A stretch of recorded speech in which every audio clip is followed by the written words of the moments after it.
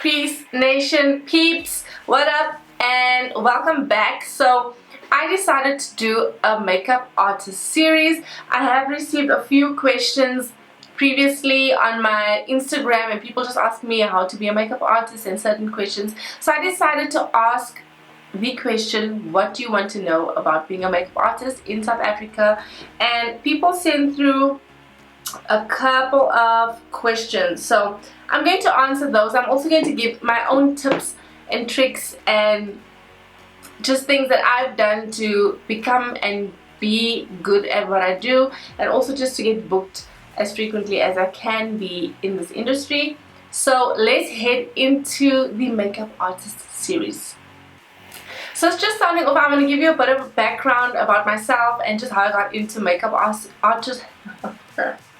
artistry as my full-time career, and that's what I do as my daily job basically. So in 2015 I kind of decided that I wanted to do makeup, and well, firstly I wanted to study fashion, and then I decided, you know what, people always ask me, like family members ask me to do makeup and that kind of thing, so I decided why not just go and study makeup and get the proper accreditation and just have something at least that I can say I did study makeup.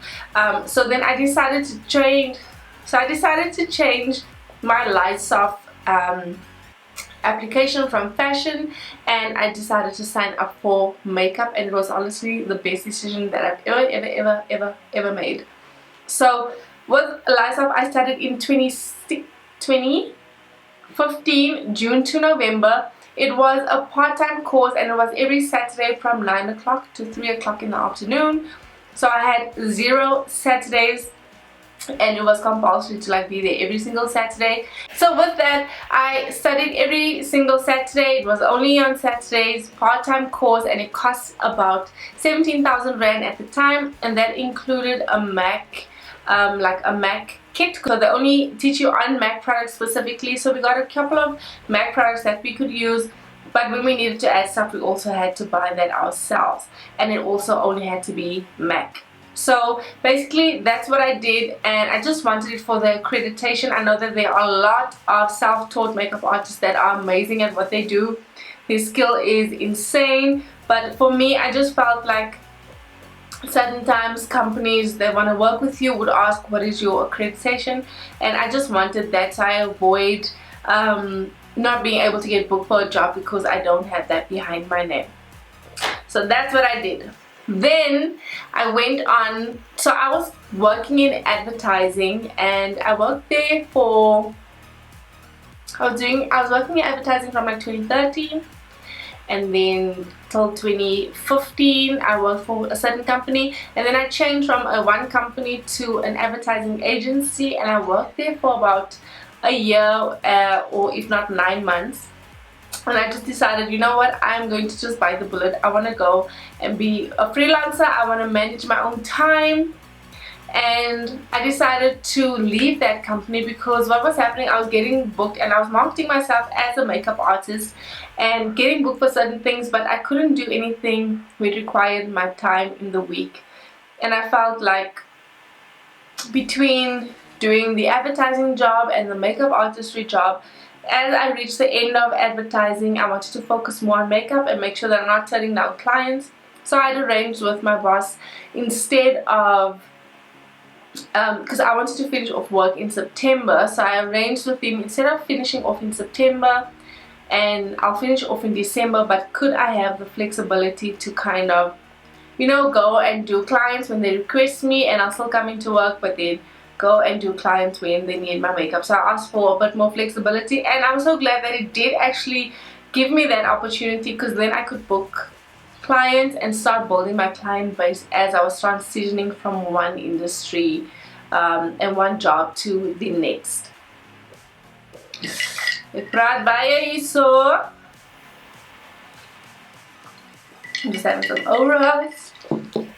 That's basically it. So let me just answer a couple of questions for you guys, and I'll also elaborate more on certain things, and if there's anything that I've learned in this industry, I'm going to tell you that as well.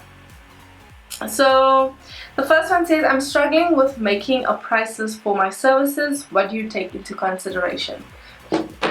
So basically, when deciding on what prices to charge your clients and just what the cost is for certain things that you'll be doing, you need to look at your skill set as well as your products that you have in your kit. So when I started off at Lysop and then I went into just doing clients makeup, I think I could have started off just a simple matric dance face at 450 Rand for the face, and then I would just charge travel as if clients needed me to come out and do that kind of thing. And I charged 450 because my skill set was so very basic, but you have to include the products that you're obviously charging, so you can't charge a very low fee. So that's what I charged then. And so what you need to take into consideration for setting your price list is the kind of products that you're using. You obviously cannot go and charge thousands of rands or close to 1,000 Rand if you are using low-end products. Clients want to also know that they are getting value for money. So when you are using products, let's say for instance an Essence foundation, but you are charging a client 1,000 Rand for makeup, then the two kind of don't balance itself out. Or if your makeup application is really good or it's not that good, then kind of just charge to what you feel is a fair amount. Like I said, when I started off it was about 450, and as the years have gone on to 2019 now, I think I'm currently sitting on matric dance at about 750, but my prices will definitely be increasing next year.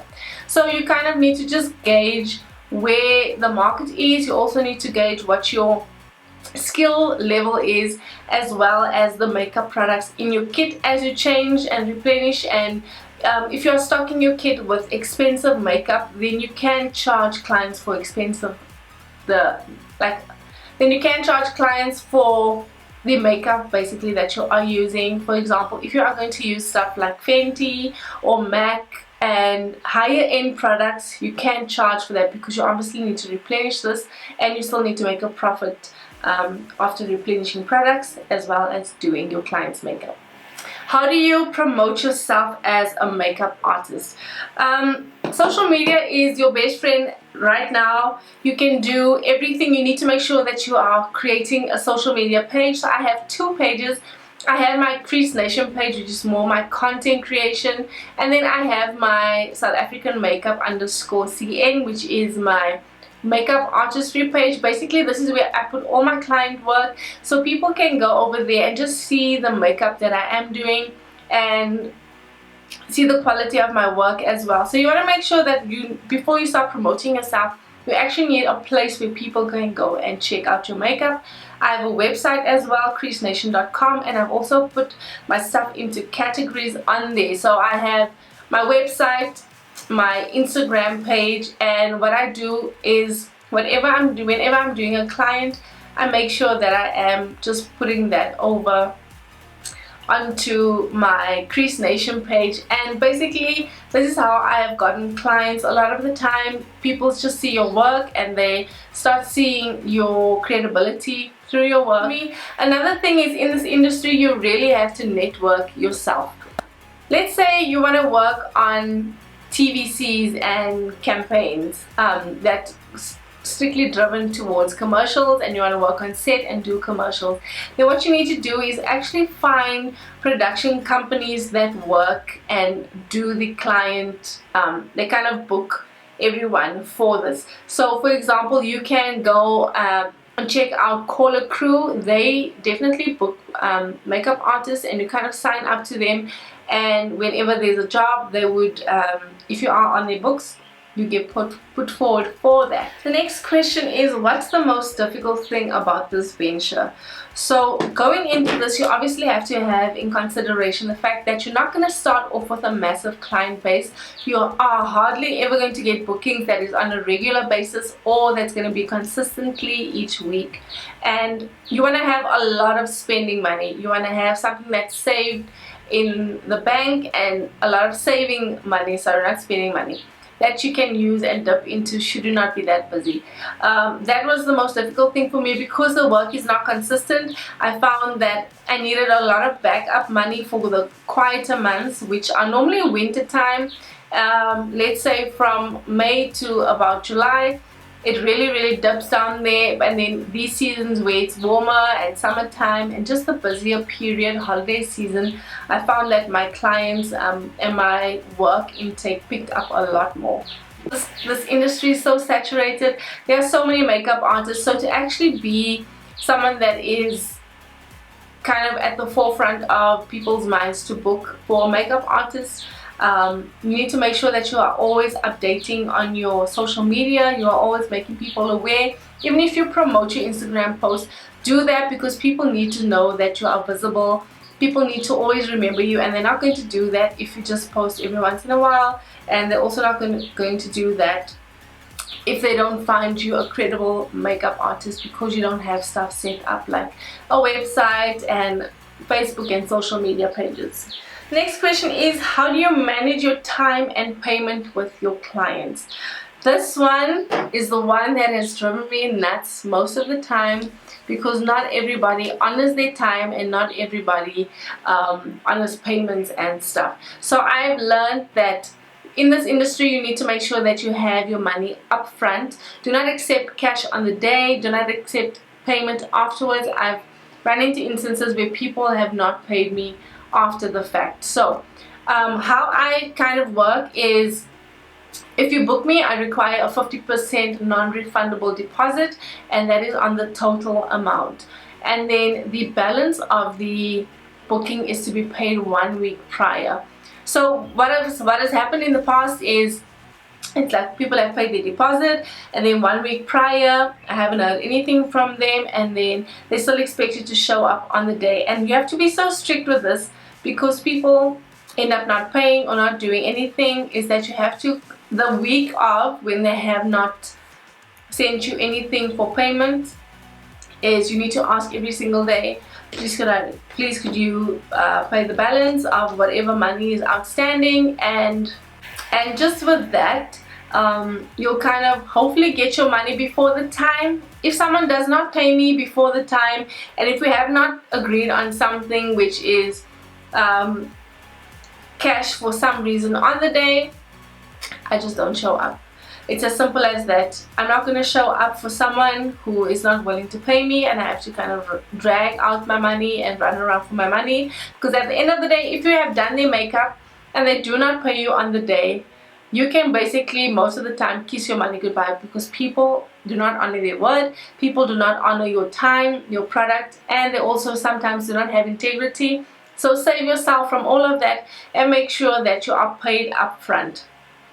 You can have special instances where you maybe know the person or you've worked with the person previously, and so those clients I kind of do the balance where they can pay cash, but I try and steer away from cash because I like to just keep everything kind of documented on my bank statement and company stuff. So I make sure with all of that, if I can avoid cash, which is most of the time, everything needs to be paid via EFT. So I do not accept cash payments, but there is a very rare occasion that I would. 50% non-refundable upfront to secure your date. You need to consider that if someone requests the date from you and they do not pay you a 50%, you can potentially get someone else that's requesting the same date, and if you do not have any money securing that, they can at any time cancel, and then you would have lost out on work from someone else. So make sure that you always have something that kind of covers your costs. Even if they do cancel, it's at least you've covered costs for losing another client. How do you break away from one race clients to get diversity? So this is quite tricky. You know, people generally will book the people that are close to their skin tone. I've noticed that a lot of people, for instance, would trust, a lot of color people that I have booked would trust me to do their makeup because they feel like I understand their skin tones and stuff, because I have a similar one. So a lot of the time people do generally book people and makeup artists that are close to their skin tone, and that have done a lot of clients relatively close to their skin tone as well. Secondly, to get away from race clients, you need to make sure that you are populating your social media and your website with images that show your clients and potential clients that you have worked with a few people. So what you can do is you can run a private shoot, and you can do like a styling or a beauty shoot where you just do different race faces and you populate your page with those, so that when people approach your page and land on your page, they can see that you have worked with a lot of people. So this is not necessarily going to be a paying thing, but in order for you to be diverse and to just show that your skill set is diverse, I would then go and just do my personal photo shoot where I can use different models who I think is fit for my skill talent. Another thing with race, moving away from race, is I just think that being in a more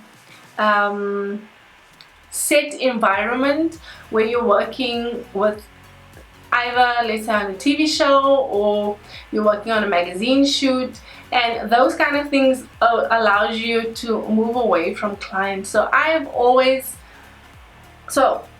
worked on sets where I've worked with different people, and then these people would call me back. So that's where I've been exposed to different races and different people, and older and younger people that have booked me outside of set work. Thank you so much for joining me. Thank you for watching the series. Until the next video, I'll see you again. Wishing you peace, love, and happiness, guys.